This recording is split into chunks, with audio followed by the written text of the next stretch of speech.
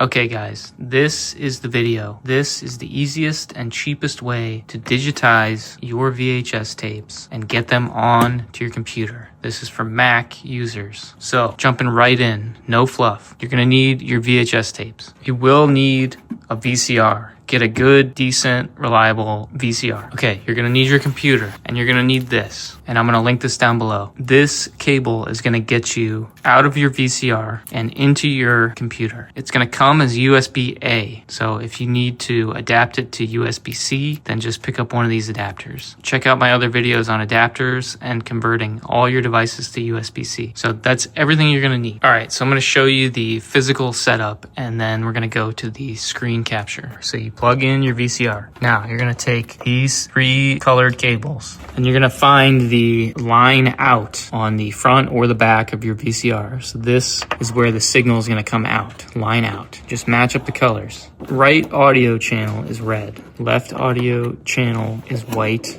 Yellow is gonna be your video channel. So you got those plugged in and you've got power. Okay, done. I'm USB-C, so I'm using this little adapter. So the next thing you're gonna do is plug it in to your computer. Okay, boom, you're done. Okay, now turn on your VCR.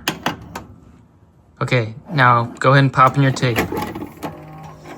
Okay, if it auto plays, stop it so that it's paused. Now what you're gonna do is you're gonna rewind the tape. So rewind your tape all the way to the beginning. Let the VCR just idle like that. Okay, now I'm gonna go to the screen capture. You're gonna go to Finder, and then you're gonna go to Applications, and then you're gonna find QuickTime Player. QuickTime Player is from Apple, so don't be scared. We're gonna open QuickTime Player. With QuickTime Player, it doesn't pop up, with its own window. It shows up here on the left. You can see it up here, QuickTime Player. It's running, and the icon is running down here. So then we're gonna go up to the top here, File, New Movie Recording. Okay, so by default, you can see my hat here. Hi. It's gonna think you want to record a movie using your front-facing camera. When you click New Movie Recording, this is gonna pop up. You're gonna see yourself. So we're gonna change the input, and we're gonna do that by going right here, this little caret. First, make sure USB audio is checked. So we're gonna click on this caret, and we're gonna go to USB video. Okay?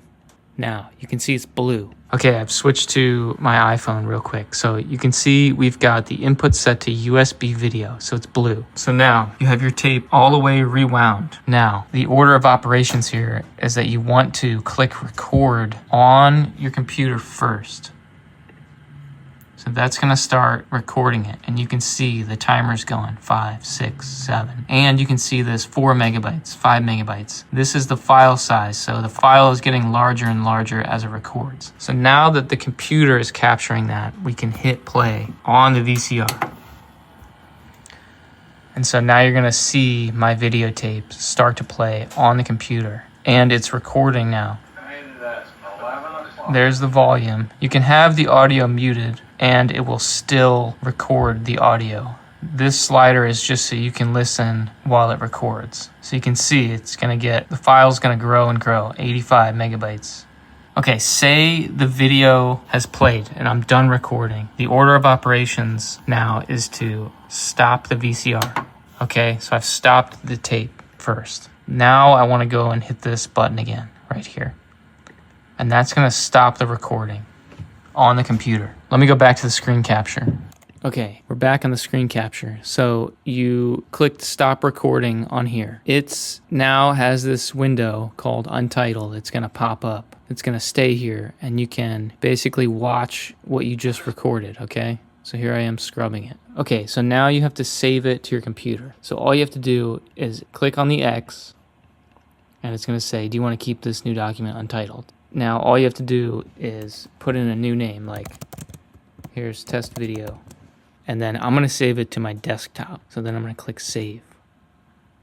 It's gonna save and it's gonna show up on my desktop. Here's my finished movie. It's a .mov file, it's got my name, and I can spacebar it, preview, and here it pops up.